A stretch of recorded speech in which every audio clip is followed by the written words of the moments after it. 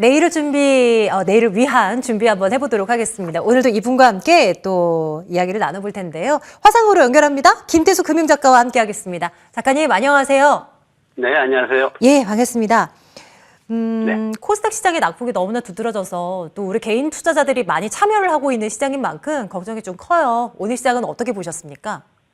네, 시장에서 이제 위드 코로나 얘기가 계속해서 좀 나오고 있죠. 관련주들이 강세를 보였는데 지금 뉴욕 같은 경우에 이제 뉴저지에 이어가지고 마스크 의무화를 폐지를 선언을 했습니다. 이제 의료시설은 학교 같은 데는 이제 써야 되는데 일반 시설에서는 안 써도 된다 그랬고 이게 이제 앞으로 캘리포니아, 코네티컷, 델라웨어, 오리건, 펜실베니아 할 것 없이 이제 쭉 뒤이어가지고 계속 이런 조치를 발표할 것으로 그렇게 나왔습니다. 그러면서 이제 오늘 화장품 주가 아까 말씀하셨듯이 그렇게 상승했는데 일반 그 백화점이나 이제 호텔 같은 경우에도 좀 상승을 했고요. 다만 아직 해외 여행이나 이런 항공 쪽은 좀 미지수가 많기 때문에 여행사들 같은 경우에는 좀 부진한 그런 모습을 보였습니다. 화장품이 왜 많이 올랐을까요? 화장품 소비 패턴에서 볼 수 있죠. 가정에서 이제 봄도 오고 하는데 돈을 누가 먼저 쓸까요? 주부들이 먼저, 아내들이 먼저 화장품도 사고, 외출복도 사고, 그러다가 조금 미안하면 남편들 와이셔츠 사주고, 이런 패턴이,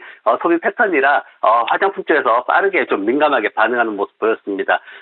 위메이드 말씀도 해주셨는데, 투자자분들이 뭔가 앞으로 불안감이 있기 때문에 경제에 대한 불안감이 있기 때문에 과연 실적이 지속 가능한가라는 부분에 초점을 좀 많이 맞춘 것 같아요. 그러면서 이제 위메이드가 일시적인 수익에 대해서 투자자분들이 굉장히 냉정하게 평가를 하는 모습을 보였고 그리고 휴스텔 같은 경우에도 실적 발표를 했죠. 근데 굉장히 좋게 나왔습니다. 500%씩 순이익이 올랐고 그러다 보니까 오늘 또 강세를 보이는 모습을 보였고요.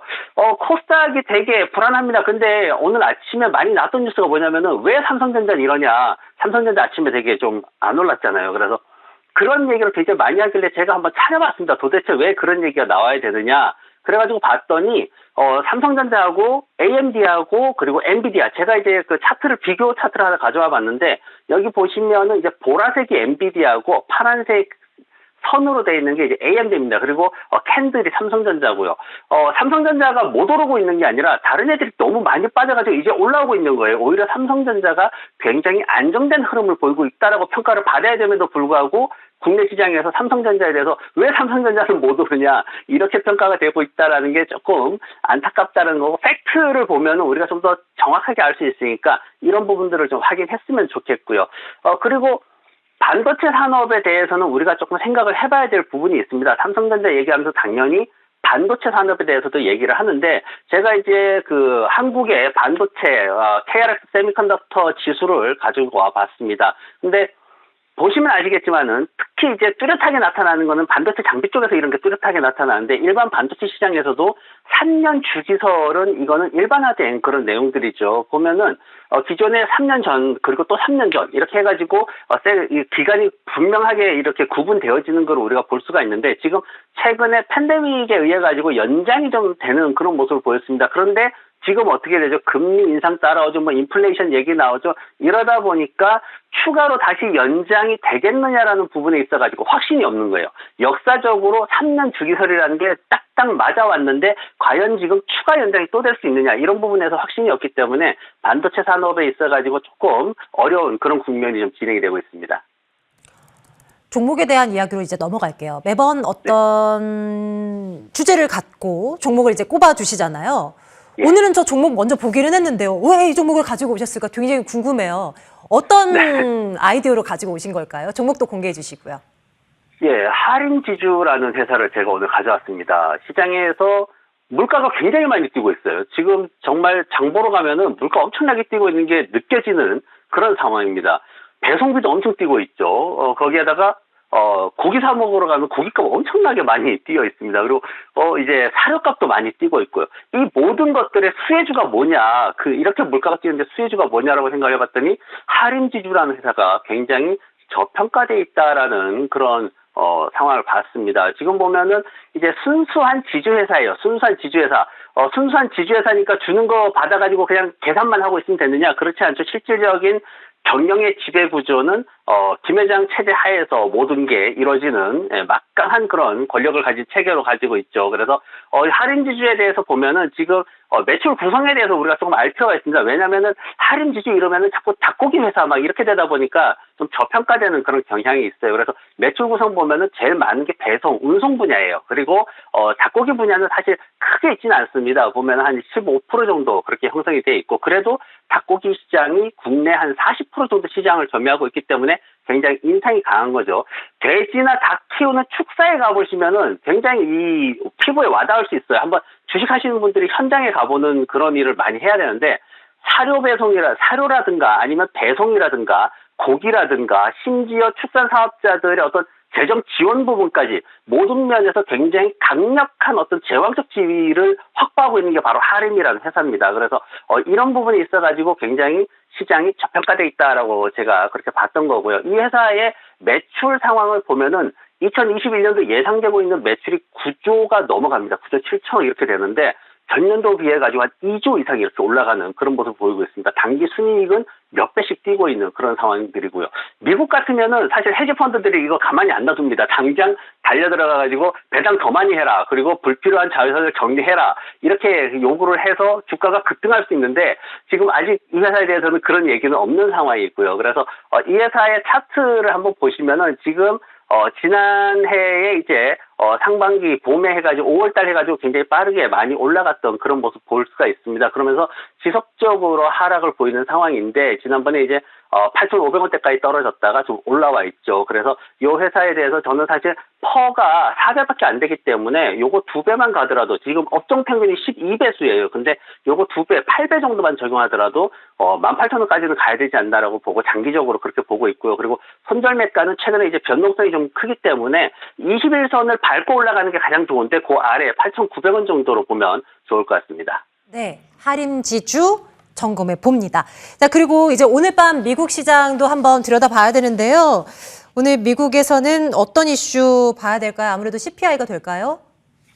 그렇죠. 일단 지난밤에 미국은 실적들이 굉장히 좋게 나왔어요. 월트 디즈니도 굉장히 좋게 나왔죠. 디즈니 플러스가 굉장히 잘 성장하고 있다라고 됐고, 그리고 우버 같은 경우에도 사실 걱정 많이 했는데 좋게 나왔습니다. 그리고 이제 치폴레 멕시칸 그릴, 저도 여기 좋아하는데 이 레스토랑 체인도 사실 식품 가격이 인상되고 이러면서 좀 걱정을 많이 했었는데 또 좋게 나왔습니다. 그러면서 이 세 종목이 모두 장, 중, 장 마감 합쳐가지고 한 10% 이상 이렇게 상승한 모습을 보였습니다. 그러면서 시장이 많이 상승했고요. 근데 이제 우리가 또 봐야 될 것들이 있어요. 사실 지금 현재 상황이 이제 보통 이제 하락했다가 반등했다가 지금은 조금 옆으로 며칠 더 이렇게 횡보하는 그런 상황으로 연출되는 타이밍인데, 지금 봐야 될 게 뭐냐면은 국채 수익률 간의 이제 스프레드를 좀 봐야 됩니다. 장단기 국채 수익률 스프레드가 지금 위험 수준으로 접근하고 있어요. 차트 보시면은 0.56까지, 위에 차트 이제 보시면 0.56까지 떨어져 있는데, 일반적으로 스프레드가 0.3 수준으로 가게 되면은 이제 좀 경고 수준으로 떨어집니다. 그래서 요걸 좀 봐야 되고, 근데 이게 왜 이러냐면은 밑에 차트 보시면은 아래쪽 녹색이 이제 10년물이고 위쪽 파란색이 2년물인데, 10년물 상승보다 2년물 상승이 훨씬 빠르게 이렇게 나타나고 있습니다. 이게 뭐냐면은 지금 상황에서 단기적으로 경제에 대해서 불확실성이 좀 커지고 있는 상황이다라고 평가가 되고요. 이러다 보니까 지금 현재 10년물 수익률이 2%를 넘어간다라고 하게 되면 그때는 이 2년물 수익률이 더 빠르게 상승해버리기 때문에 경제 상황에 대한 불안감이 좀 가중될 수 있다, 이렇게 평가를 하시면 될 것 같습니다. 그리고 경제 지표 관련해서 이제 소비자 물가 지수가 나오는데 7.1%에서 7.3%까지 다양하게 그렇게 전망이 되고 있습니다. 근데 보통 이제 국내에서는 지금 7.1% 쪽에 좀 무게를 두고 있고, 미국에서는 이제 여러 가지 또 얘기가 나오고 있고요.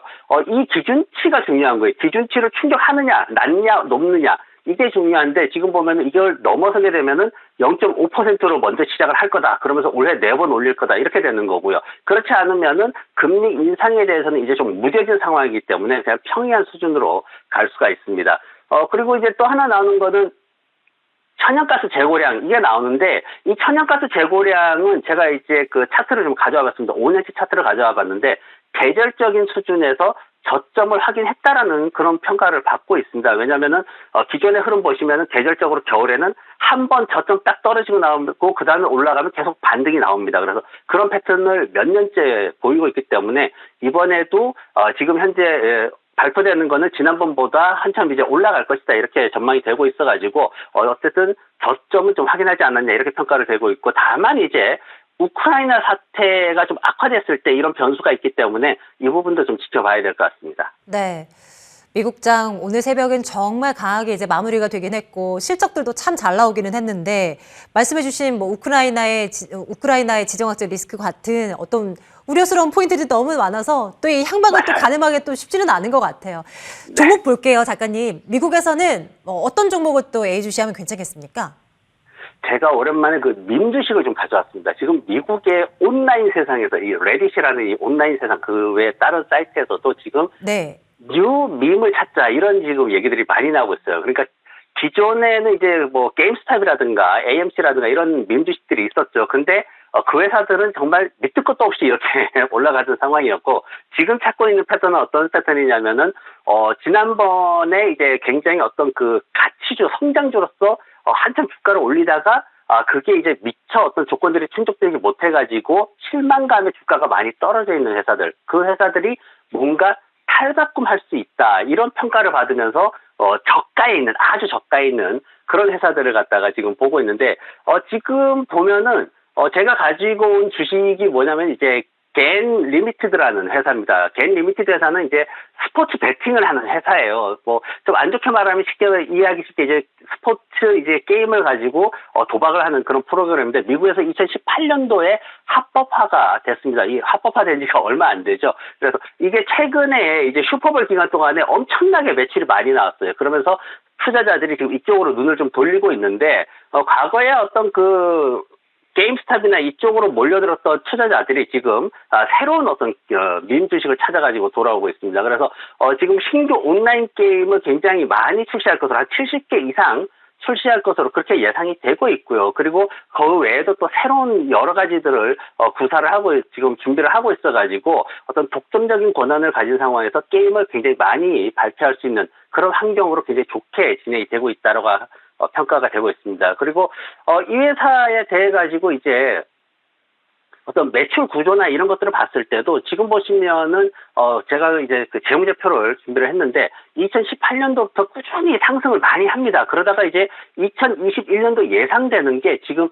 엄청나게 또 성장을 할 것으로 그렇게 예상이 되고 있습니다. 한 300% 이상 매출이 급증할 것이다. 이렇게 평가가 되고 있고, 그리고 지난해 말쯤 해가지고 이제 500만 불이나 자사주 매입도 했습니다. 그러다 보니까 시장에서는 주가 상승에 대한 기대감이 굉장히 높아질 수밖에 없는 그런 상황이고, 시가총액이 3억 불밖에는 안 돼요. 그리고 거래량도 아직은 100만 주밖에는 거래가 안 되고 있고, 그래서 굉장히 관심이 크다라는 거고요. 다만 이 주의할 건 있습니다. 여전히 손실 상태입니다.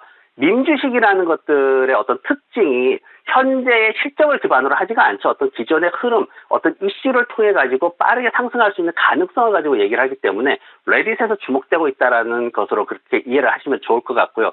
그래서 이 회사의 어떤 그 차트를 잠깐 보시게 되면은 지난해에 가을만 하더라도 굉장히 높았습니다. 16불대였는데 이게 지금 7불대까지 떨어져 있어요. 그래서 이 회사에 대해 가지고 우리가 어떤 그 투자를 할 때 그럴 때 목표가 같은 경우에는 지금 한 10불 정도, 일단 짧게는 10불 정도로 잡고, 그리고 손절매가는 아래쪽에 6불 40 정도로 지난번 저점 수준으로 잡으면은 편안하게 투자를 하실 수 있을 것 같습니다. 네, 새로운 밈 주식 겐 리미티드 눈여겨보겠습니다. 김태수 금융작가와 오늘도 함께했네요. 작가님 고맙습니다.